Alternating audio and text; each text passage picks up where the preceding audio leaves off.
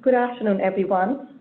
Thank you for joining in to the Samsung Forum talk titled Optimal Outcomes, Free Yourself from Conflict at Work, at Home, and in Life. Our speaker for today is Dr. Jennifer Goldman-Wetzler.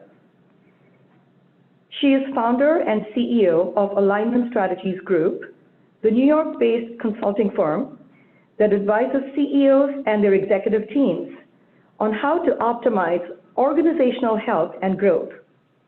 She is the author of Optimal Outcomes, Free Yourself from Conflict at Work, at Home, and in Life, Harper Business, February 25th, 2020, and has also been selected as a Financial Times Book of the Month.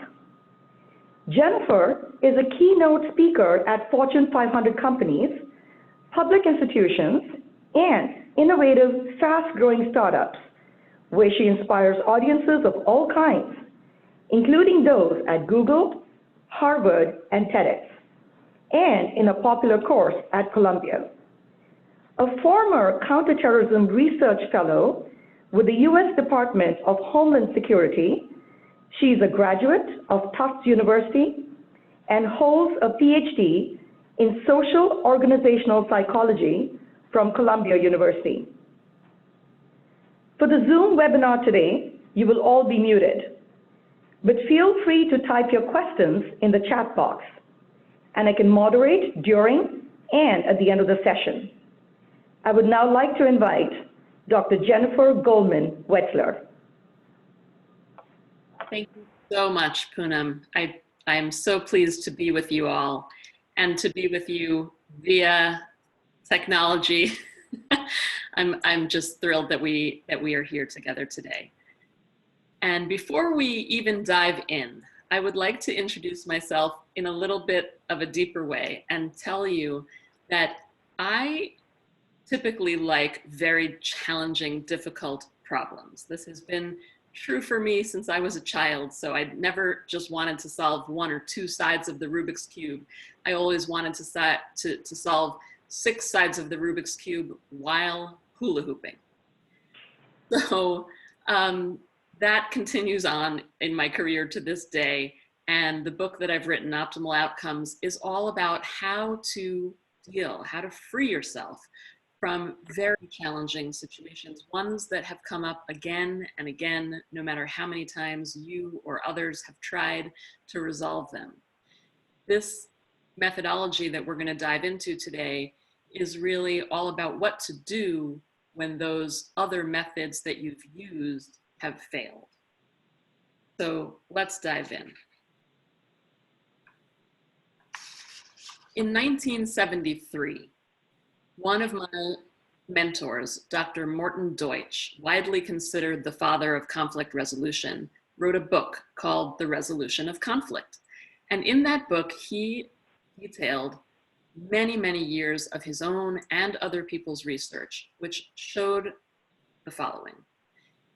That research showed conflict typically leads to more conflict, and collaboration or cooperation leads to more cooperation. When I learned this, my initial reaction was, well, if this is true, how can we break free from this conflict loop? And how can we jump from one loop, from the conflict loop to the cooperation loop? So I've now spent the last 13 years trying to answer those questions. And the answers are actually in the book that we're talking about today. They're in Optimal Outcomes. So my research began, as Poonam said, with a grant from the US Department of Homeland Security. I've continued to consult to CEOs and senior teams at organizations like Samsung, and also at startups and nonprofits and global academic institutions. And all of that work has been about helping people deal with these very difficult, seemingly intractable problems. So I'm going to share some of that experience here with you today, and in a little while, I'll talk to you about a client experience that I had, helping one of my clients use this methodology. And I also want this work to be highly relevant to you right away, today. So before we go any further, I'd like to ask you to think of a recurring conflict situation that you know about.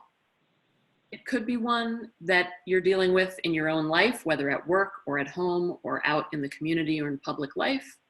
Or it could be one that you're helping other people deal with. Or it could be one that you just know about from watching the news. God knows there's enough of those happening today. So often when I ask people to think of a situation, people fall into one of two groups. Either we have people who say, oh my gosh, I can't even, which situation should I choose? There are so many that come to mind. And then we have a group of people who say the exact opposite, which is, I can't think of one. So if you're in that first group, what I encourage you to do is ask yourself which of the situations that you're thinking about are most perplexing for you, hit most close to home, most difficult, you care about it the most, and choose that one as the one that you'll think about as we walk through these practices. And if you're in the second group where you can't think of a conflict, I encourage you to think about this not just as quote unquote conflict, but widen your thinking. Any situation that you know about that has kind of continued on, no matter how many times other people have tried to fix it or make it go away or make it better. So widen your thinking.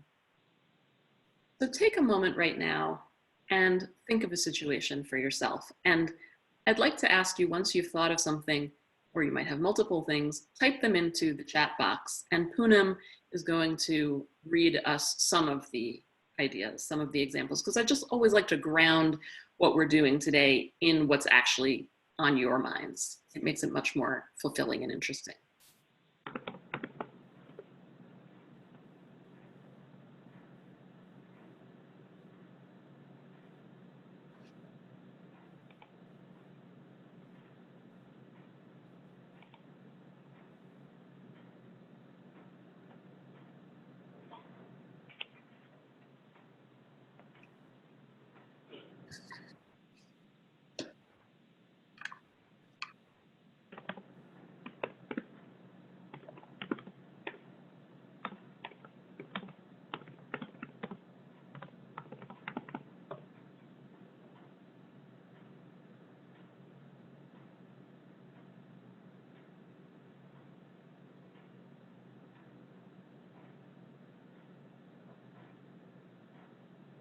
Poonam, are people typing things in yet?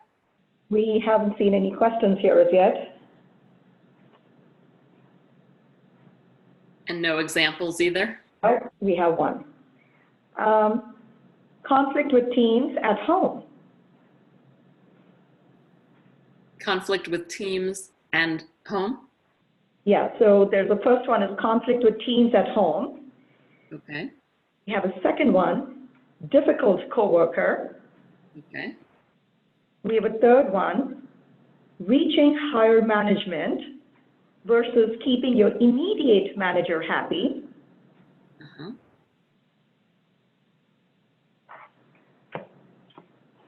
Okay, so difficult coworker, managing teams, and also managing teams at home, and managing up above the person who you directly report to, while also keeping the person you directly report to happy at the same time.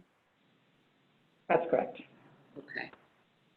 Thank you to the people who typed in. We're going to have a few more opportunities for this to be interactive. So get ready. I know you might be like balancing your lunch while typing at the same time, but I do want to encourage you to have this be interactive, because the more you engage, I promise you, the much more you're going to get out of it. I know that you could be out having lunch with friends or colleagues right now, or you could have continued to just stay at your desk and get some more work done, but you chose to be here. We have another one. Working and spending time with kids. Right, the quintessential conflict between work and also wanting to spend time with children. Great. So I encourage us all to continue to really stay with me and engage. It will make it much more, you'll have a lot more to take away when you do. And I recognize this work may pull you out of your comfort zone. And if it does, I consider that to be a good thing. That's how we're going to spend the hour. So get ready, put your seatbelts on. Okay. So when we're stuck in recurring conflict, we're typically defaulting to using our conflict habits. These are things like blaming other people, avoiding other people, blaming ourselves, and even counterintuitively, perhaps, relentlessly seeking to create win-win solutions with other people, even when they are refusing to cooperate with us. And what happens is our conflict habit gets stuck in a pattern with other people's conflict habits, and that keeps us stuck on this conflict loop. The conflict loop becomes self-reinforcing in this way, and it becomes extremely difficult to break out of. So what should we do? That's the question. How do we break free in that, given that? Well, my first piece of advice is, when you notice that you're stuck on that conflict loop, stop trying to resolve something that has shown itself to be unresolvable. Instead, ask yourself, how can I take pattern-breaking action instead? We're going to talk in a little while about what is pattern-breaking action. But the key to becoming free from conflict, the first key, is all about doing something different than you've done before. But this conflict loop is so self-reinforcing that even if you take pattern-breaking actions and you make breaks in that conflict loop, it requires something else, a magnet on the outside of the conflict loop, in order to draw you out and to fully help you become free. And that magnet is what I call your optimal outcome. And we'll talk in a moment about, well, what is an optimal outcome? So the magnet is the optimal outcome, but even with breaks in the conflict loop and the magnet of the optimal outcome, something you imagine in an ideal future, it's still not enough. What else we need is a pattern-breaking path. We need to design and then test and then actually take our pattern-breaking path. So I've just given you a super high-level overview of all of the practices in the book. And now what I'd like to do is dive in to 4 of the practices, because I want you to walk away with something really tangible that you can use right away after leaving our webinar together today. And before I do that, I told you I was going to explain, well, what is an optimal outcome anyway? An optimal outcome has 2 parts to it. First, it's composed of your imagined future. Typically, when we're stuck in recurring conflict, we are looking backwards. We're looking backwards at what went wrong and typically who's to blame. So when we want to free ourselves from conflict, an important thing to do is to stop looking backwards and looking at who's wrong and who's to blame, and look forward. But if we only look forward using our rational thinking brain, we're probably not going to get very far. Because if our rational brain could have solved the problem, it probably would have done so a long time ago. And so instead, I encourage us to put down the rational thinking brain for some moments and engage our imagination instead. The best way that I know how to engage our imagination is to use all 5 of our senses and our emotions to imagine a better future. What will it look like? What will it sound like in the future? What will it even taste like and smell like? And what will it feel like, both tactilely and emotionally, when I achieve that ideal future state? But we can't stop there, because an ideal future, without taking reality into account, that ideal future might be a pipe dream. We need to take reality into account. There are 3 aspects of reality that is helpful to take into account to create an optimal outcome. Number 1, the reality of who the other people in the situation are. Not only what they care about, what their concerns and goals and fears and interests are, but also who they are as human beings, with all their strengths and their limitations.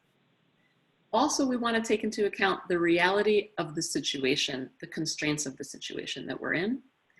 And finally, the reality of who we ourselves are, with all of our own strengths and limitations as well.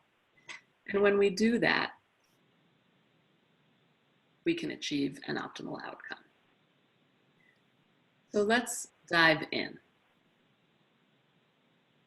4 practices: mapping it out, honoring your shadow values, using your emotions in your favor, and designing a pattern-breaking path. The invitation that I'm making to you today is to learn to free yourself by engaging in these practices. Some of them will require you to stop and notice your own habits, your own inner feelings.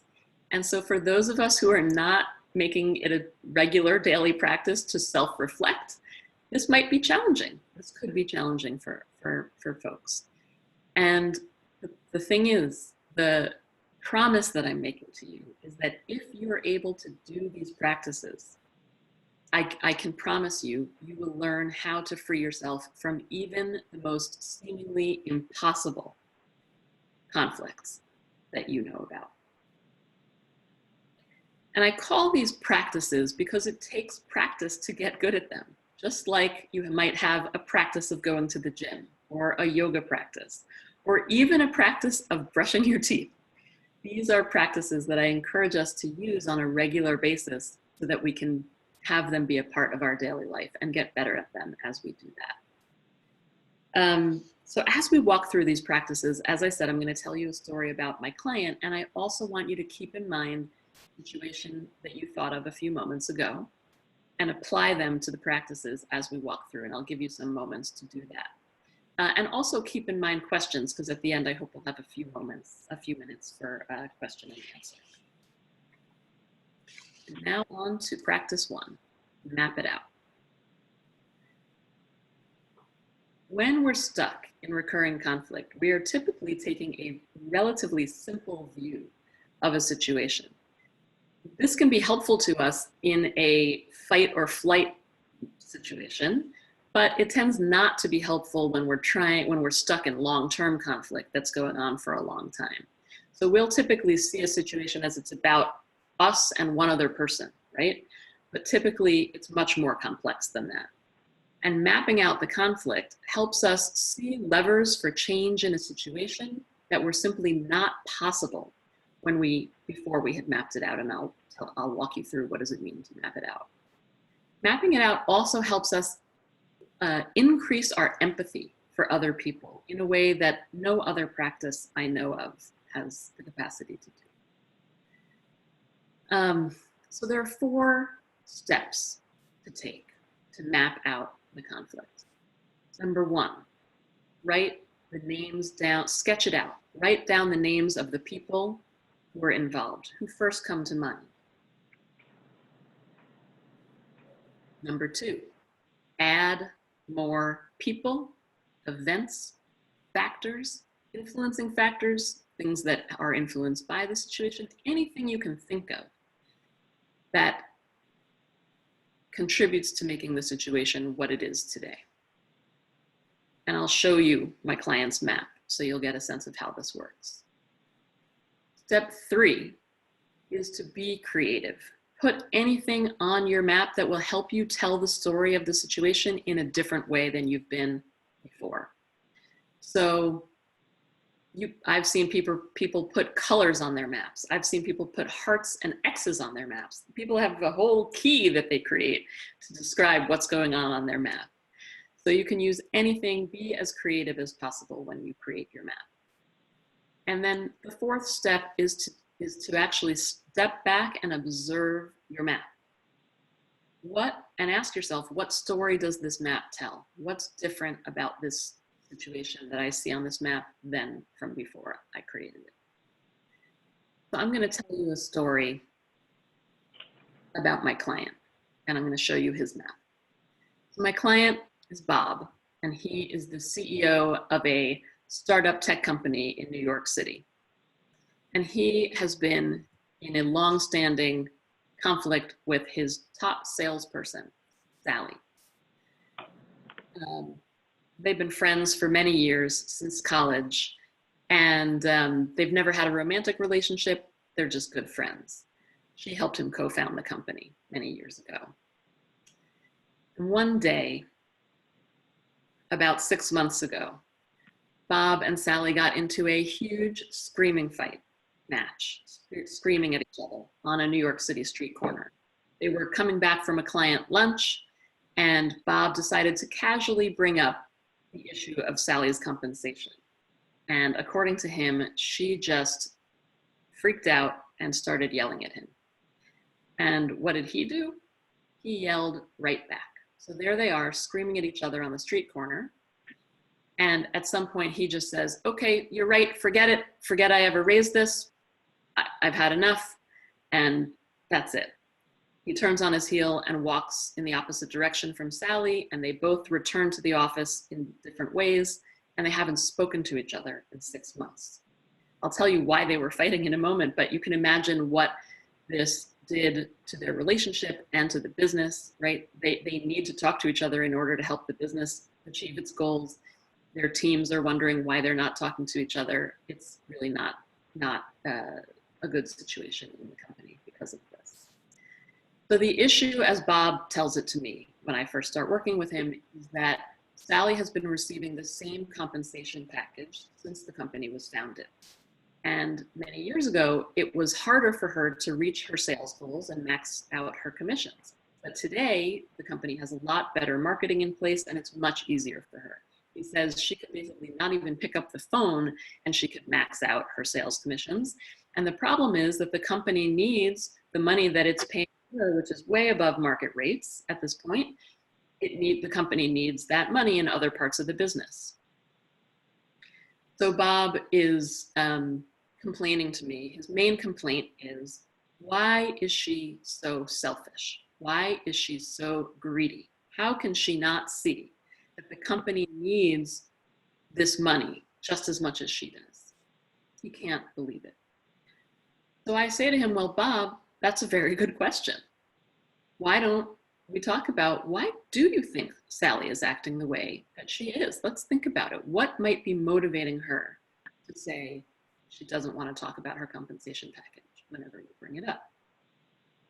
And he says, well, you know, I've known her for a long time. I know she's single, and I know she grew up in the Midwest with not a lot of money, in a family where they often ran out of heat in the winter and they didn't have enough food to eat. And I can imagine that even if today she has no problem financially, she might be scared that she won't have enough. So I say, Bob, that's really great work. Let's see what else is going on here. Who else is involved in this situation? And he says, well, the exec team that I'm on and the sales team surrounding Sally.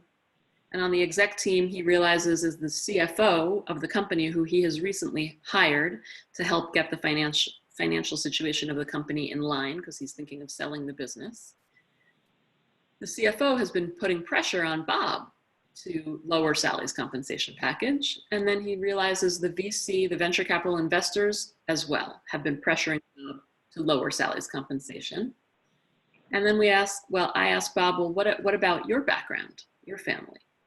So Bob thinks about it and says, well, my father and brother are both entrepreneurs themselves, and they have encouraged me from a very young age to be an entrepreneurial risk taker. That's something I always knew I wanted.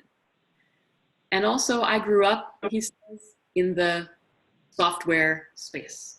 I've been in this field my entire life since high school, and it's a space that really values collaboration.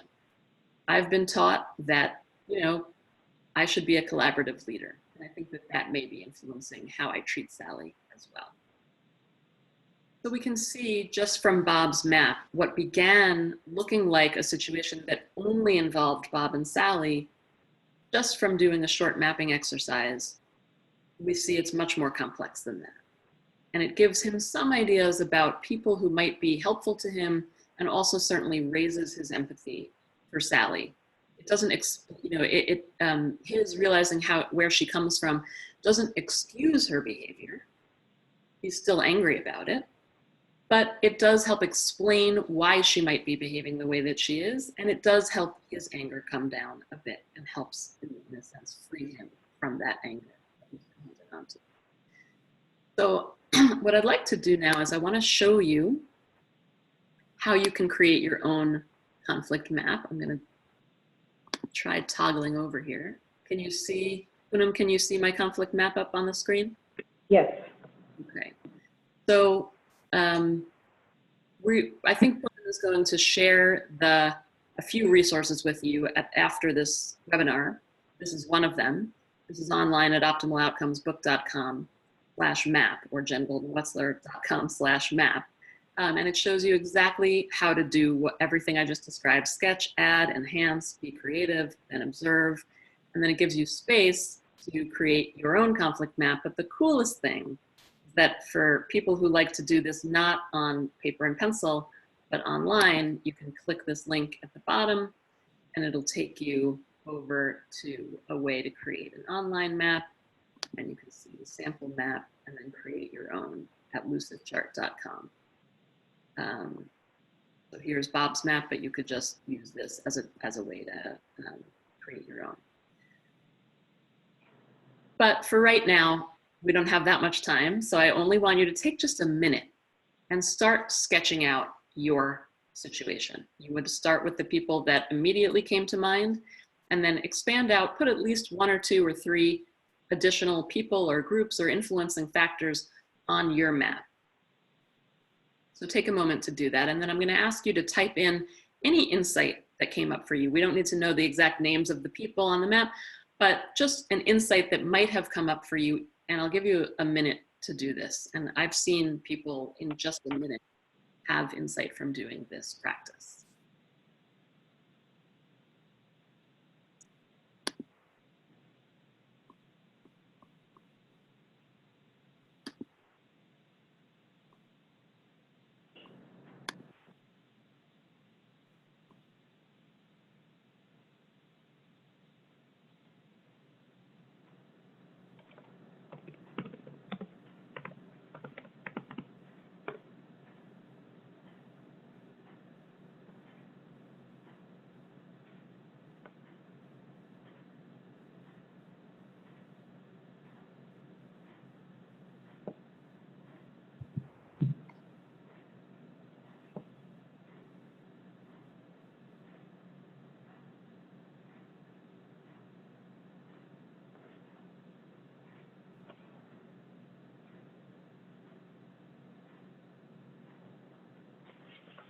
Still waiting. Okay. I hope people will let us know anything you noticed that you didn't notice before you drew this map. So we have one. Great.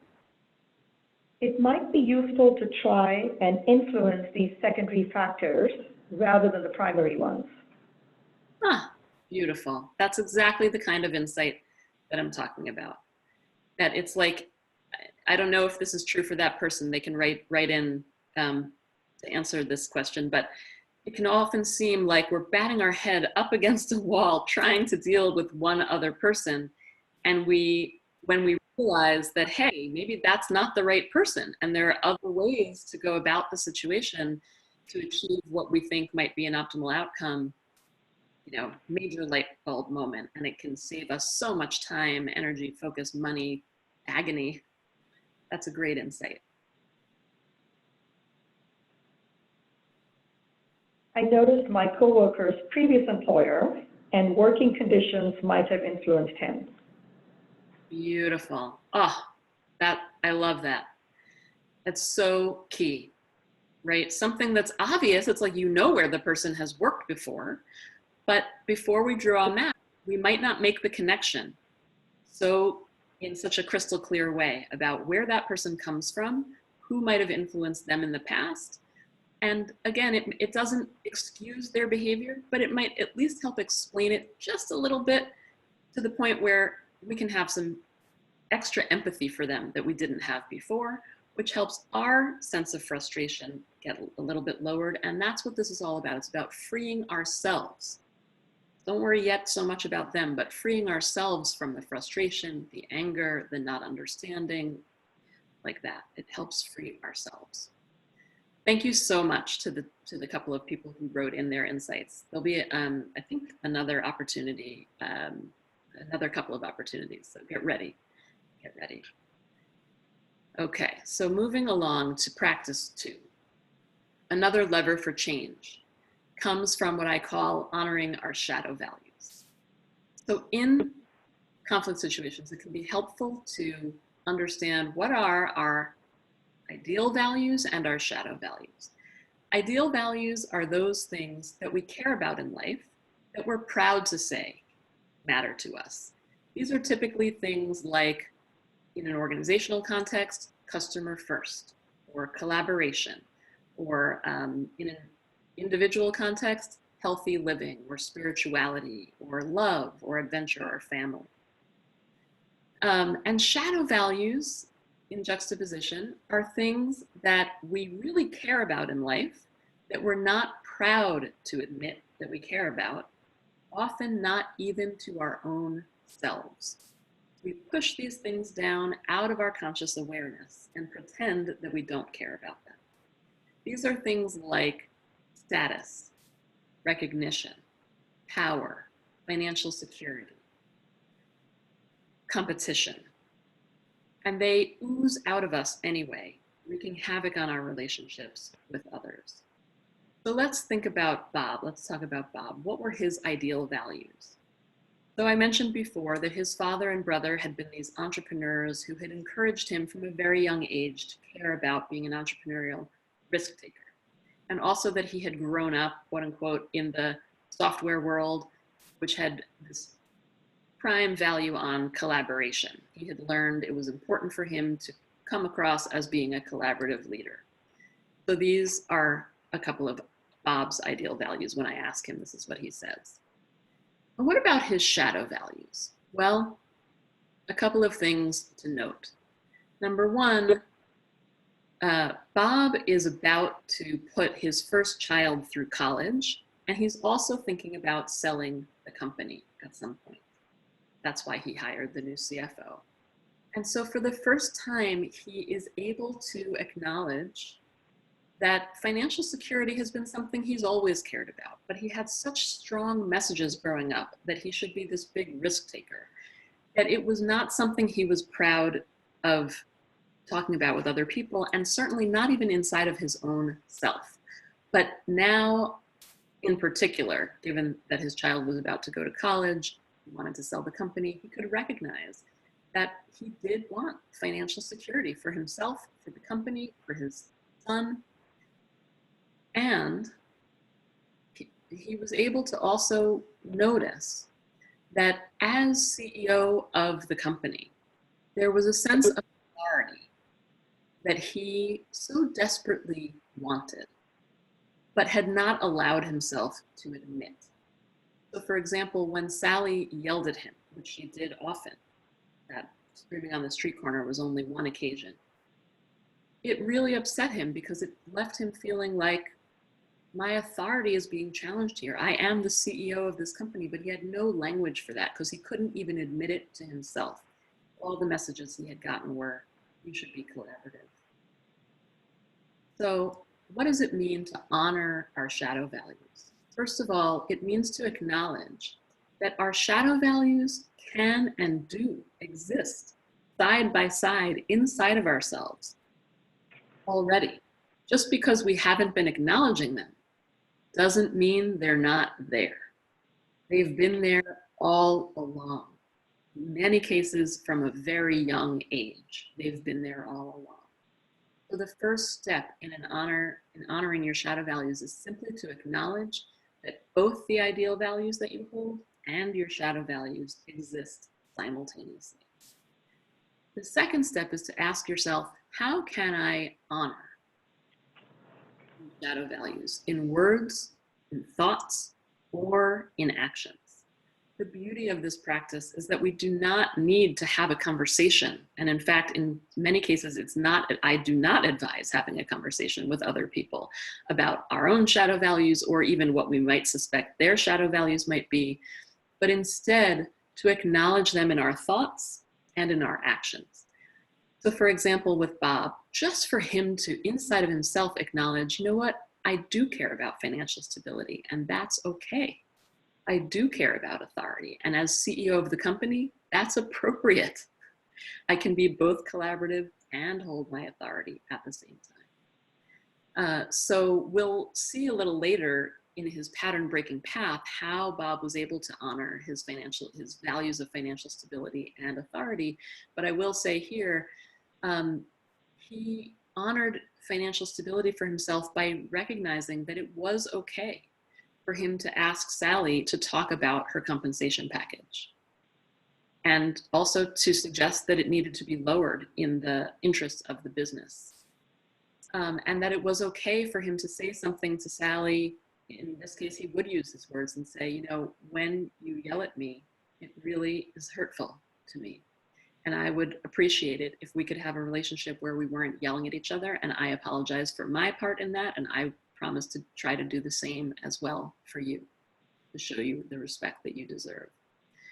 So these are some ways he decided he would honor his shadow values. Let me see what I want to tell you. I know I want to tell you one other thing. Yes. So we're headed towards talking about a pattern breaking path. One thing that can make taking a pattern breaking path challenging is practice number 3, which is listening to our emotions. We typically get stuck, we get trapped in 3 different ways by our emotions when we're in recurring conflict. The first way, and different ones of us get trapped in different of these 3 ways. First way is a knee-jerk reaction trap.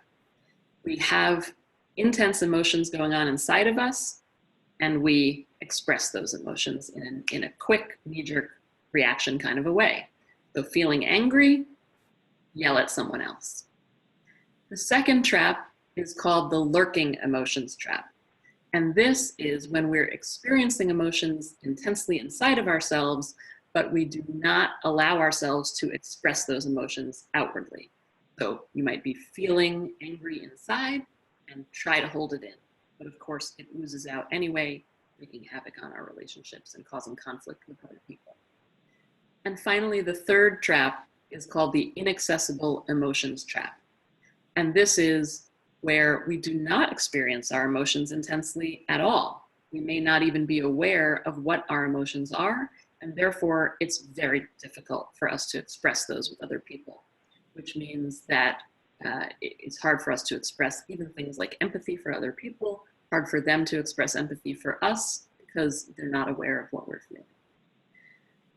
Regardless of which one of these 3 emotion traps you tend to fall into, my advice is the same to begin. And that is to ask ourselves, what am I feeling? What emotions am I feeling? So our emotions are typically sending us the same types of messages. So first we want to ask, what emotions am I feeling? And in fact, I want to ask us just right now to notice, what emotions are you feeling? You might be feeling calm. You might be feeling excited. You might be feeling bored. You might be feeling engaged. See if you can put some language to it. What are you feeling right now? Maybe tired, maybe hungry, maybe excited, I don't know. But just the ability to name our emotions is a great first step. But we don't want to stop there. We want to also ask, can we allow those emotions to simply settle?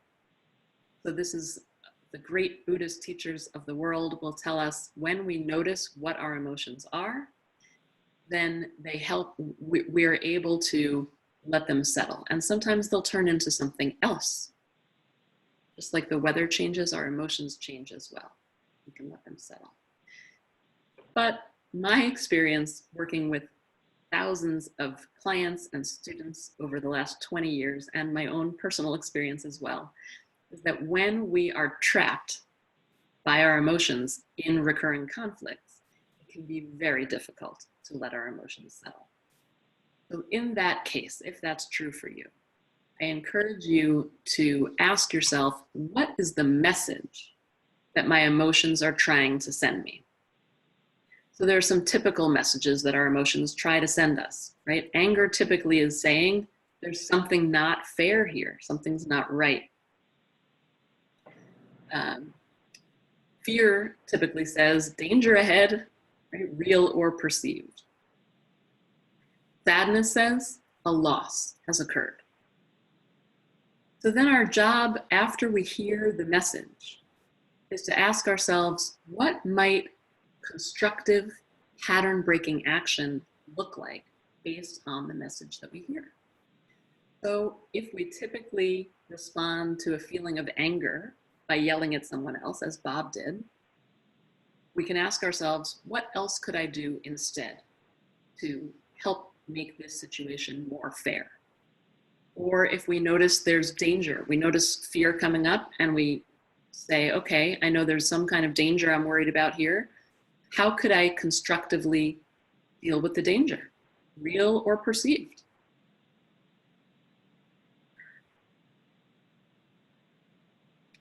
So the key is to take that pattern-breaking action. And what Bob was able to do here was he was able to, when he asked himself, what emotion am I experiencing most in my relationship with Sally? Anger. He was very angry. And he was able to acknowledge as well that it wasn't just with Sally. He knew that when someone delivered bad news to him, he would immediately pick up the phone and start yelling at them, or he would send off a nasty email trying to get the person to change and do something different. And that typically just led to more conflict, not to the outcomes he was hoping for. So he was able to ask himself, what else could I do instead? And that's the question I would ask you to ask yourself as well. What else can I do instead when I notice these emotions starting to rise based on the messages that they're sending me? Jennifer, we have a question here. In your earlier slide, practice 2, Bob's collaborative value is I conflict with authority or respect. Perhaps tact ought to be added as a new skill. So it's more of a comment. Yes, that's right. And we have another one, anticipation on how I can apply this to my conflicts.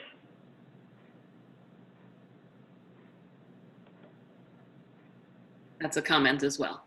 That's a comment as well, yeah. Great, good. I'm so glad to hear people are anticipating how they can apply. I hope that's what that person meant. Yes, and you know, Bob could have tact only when he was able to see that his anger was causing these knee-jerk reactions and that how he was going to respond differently next time. So these are, all of these practices are linked one to the other. So let us take another turn and dive into practice 4, which is designing a pattern-breaking path. So Bob was able to recognize that it wasn't just one action that got him stuck in conflict, and it wasn't just one action that was going to get him out either. He knew he'd have to design and build and take and test a pattern-breaking path out. So what are the components of a pattern-breaking path anyway? They have 3 components. Number 1, keep your actions simple. Number 2, keep your actions surprisingly different from what they've been in the past.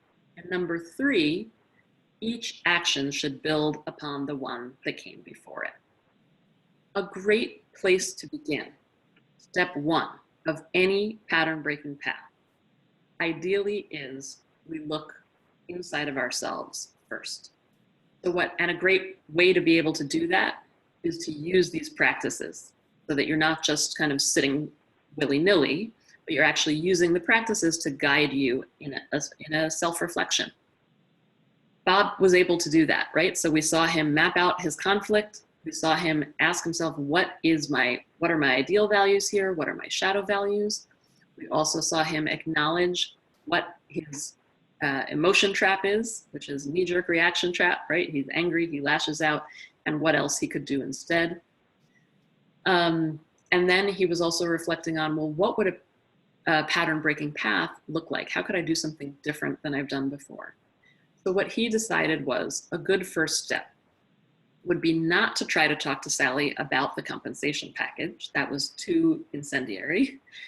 But instead to ask her to meet to talk about their working relationship. And so he did. He reached out to her and said, would you be willing to talk with me about our relationship with each other? And she said yes. And they did get together and they had their first conversation. Something else that he did, his next step in that conversation was he decided to do something surprisingly different by apologizing to her right out of the gate. This is not something he was used to doing, and it caught her off guard in a good way. Often when we take that surprisingly different action, that's exactly what it does. It jolts people out of that conflict loop in a very helpful way. And it helps them respond in kind. They want to reciprocate with us. And so we're not only freeing ourselves, we're also then in a contagious way freeing them as well. So they had this conversation, he apologized, she ended up apologizing as well. And then he asked her, he said, is there anything that you would like to tell me? And she said, you know, the things that really upset me about your behavior were that you caught me off guard, didn't give me any advance notice, talking to me in an informal way on a street corner about something as important as my compensation package. And I would appreciate it if in the future you would give me some advance notice, email me a proposal in advance, and talk to me in a formal setting. And he said, absolutely, happy to do that. And they, before that meeting ended, made a plan that he was going to help schedule, he was going to take responsibility for scheduling that, a next meeting for them to talk about the compensation package itself. And he did exactly what he had promised to do. So he emailed her a package in advance. She had a chance to look at it a week ahead of time. And then the next step in his pattern-breaking path was that they came back to a next meeting, and he was just elated because what he found was really what she needed was that advance notice. She hadn't even been so upset about the package itself. What she had been upset about more was the process of how she had felt poorly treated. And so it was a very quick meeting. He presented it to her. She had a few questions. They agreed on it. And that was that. And the real happy ending to this story is that they were able then to together sell the company to one of the largest tech companies in their field. And so this was a real good outcome, optimal outcome for all of them. But the point of the pattern breaking path is that it's step by step by step. A great first step is start with yourself. Another good step after that is to reach out to one person on your map. In this case, that was the most immediately apparent or obvious person on Bob's map, Sally, but it doesn't need to be. Just like someone who wrote in before noted, hey, I might have someone else on my map who I could have a conversation with first. Of course, you want to think ahead about any unintended consequences of doing that, and that's another practice in the book. But for sure, this pattern breaking path is reach out to one more person. And then a great next step might be to reach out to multiple people, which Bob eventually did as well, to let the CFO know what had taken place, etc. So, to recap, we have 4 practices. Map it out, honor your shadow values, listen to your emotions, and design a pattern-breaking path. And the beauty of doing this work is that when you do these practices, I'll flip back to that so people can spend a little more time with it. When you do these practices, you will have the experience of actually physically feeling free. And you can do these practices, as I'm sure you've noticed, without needing anyone else's cooperation. It may be that you end up having a conversation with someone else, just like Bob did, but it may be that you don't. You can free yourself even without anyone else's help. And when you do, you will have this experience of physically feeling free. I've had that experience myself, and I've seen it happen for so many clients and students of mine as well. So when you're stuck in recurring conflict, do something different, something pattern breaking. And I'd like to invite you to take a look at all the resources online. As I said, I'll be emailing out, or Poonam will be emailing out to you the practices, just the 4 that we've talked about, but there are resources for all the other practices in the book as well. They're all free, they're all online. And of course, you can reach me on Twitter and LinkedIn and Facebook and Instagram as well. And I just look forward to staying in touch with you. And I look forward to hearing your questions and comments. That's great. We have a question here. Would this approach work when conflict is between 2 very opposing personalities or views? Any quick advice on those situations? Yes. First of all, yes, it does. Absolutely. It is designed exactly for those kinds of situations. And the practice that I think speaks most directly to people who have opposing points of view is the values practice. So we can work both with ideal values and shadow values, or we can just work with ideal values. Sometimes just noticing, what is my ideal value in this situation? What do I say I care about? And what does this other person say they care about? And asking ourselves, what values might be underneath those? Right? It's a little bit like if you know the 5 whys, it's like, what values is underneath and what values are underneath that? And I have found so often that similar values actually undergird those things that we're fighting about. For example, I do an exercise in my course every semester with my students where I have each person, and I see we might have another question, so I'll keep this brief, but I ask each person to argue both sides of a contentious, polarized issue, like gun control, Black Lives Matter, abortion, immigration, and people switch multiple times. So each person has the opportunity to hear someone arguing both sides of the argument, and also that person has the opportunity to speak both sides. And it's mind-boggling, it's mind-blowing what people notice. The insights that come up typically are, wow, even though we are arguing completely polarized opposite views on this situation, at core, we all care about freedom, or we all care about safety. We all care about preserving life.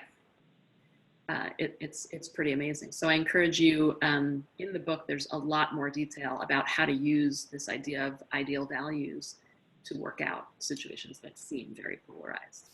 I hope that's helpful. That's great. We have another question. How did you arrive at the content for your book? Was it real life data or from principles of psychology papers?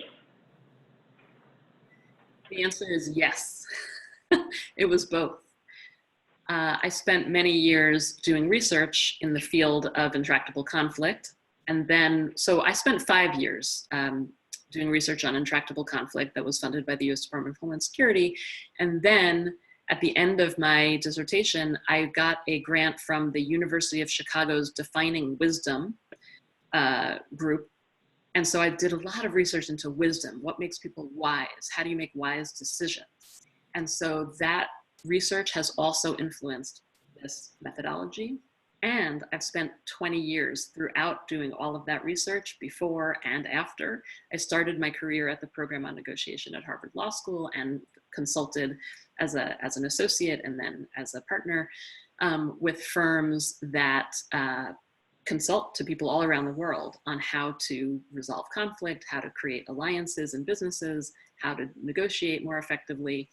And now today I run Alignment Strategies Group where I'm down in the trenches with CEOs and their senior teams, helping them to have difficult conversations and achieve optimal outcomes in the face of immense complexity and change in their organizations.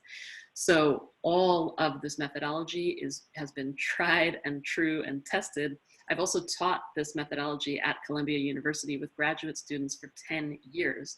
And every single time I taught the course, I tweaked and I changed and I used students' feedback in order to make the methodology stronger and tighter and better. So I hope that that's how it shows up for you, that it's something that's been tried and true over many, many years. Well, we're waiting on some more questions, but we have a comment. Someone wants to thank you very much and really looks forward to reading your book. Yeah. Thank you so much. That really means a lot to me. I look forward to hearing what you think about it once you have a chance to read it. I hope you'll stay. If you have any other questions, please type them here. We have 1 more minute. Oh, we have another question. How do you convince the person you're having a conflict with that this is an approach worth taking? So great. So here's my 1-minute answer to this question. Do the practices yourself first. The beauty of this work is that it is contagious. So when you free yourself from conflict, you actually naturally free other people as well.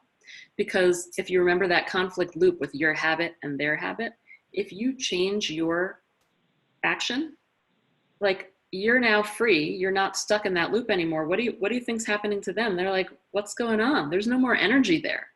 So they naturally will have to do something different as well. And so the best way to do it is to use the practices yourself in your own life. And then if they're curious, well, wow, like that's a real change. How did you get there? You could share with them the book. Also, if you go online and take the 2 assessment, there's one assessment about conflict habits. That could be a great way in too. You take the conflict habit on assessments, at the end of it, there's a little button you can press and it links and it sends an email. You can send an email to anyone you want just saying, just take this free quiz. So that's a nice thing too, that they can take a free quiz. They can see what their conflict habit is. And then you could have a conversation about how have we gotten stuck and how can we break free? That's great. And we'll just take one last question. What is the fundamental difference between ideal values and shadow values? The fundamental difference is ideal values are ones that we're proud of and that we're happy to talk about with other people. And shadow values are things that we care about a lot, just like we care a lot about our ideal values, but we're not proud of them. And not only are we not able or willing to talk about them with other people, we don't even talk about them inside of our own selves. We don't admit them to our own selves. I hope that's helpful. Is that what you meant? Great. Thank you. And just a comment, thank you for introducing this process. Looking forward to applying it in my life. And having said that, Jennifer, thank you very much for that wonderful presentation and giving us an opportunity to think about our conflicts and applying them on a daily basis using your 4 practices. And I'm sure we're all going to experience physically feeling free. So thank you again. And to the attendees, we're also very excited to announce that there will be a raffle to win Jennifer's book. 75 Zoom participants today will be randomly selected, and winners will be notified this week. So again, Jennifer, thank you all very much, and to all the attendees for joining in. Thanks again. Thank you so much, Poonam, and thank you to everyone for joining today. It means so much to me, and I look forward to staying in touch. I hope you'll let me know how it goes. And feel free, feel light. Thank you. Bye-bye. Bye.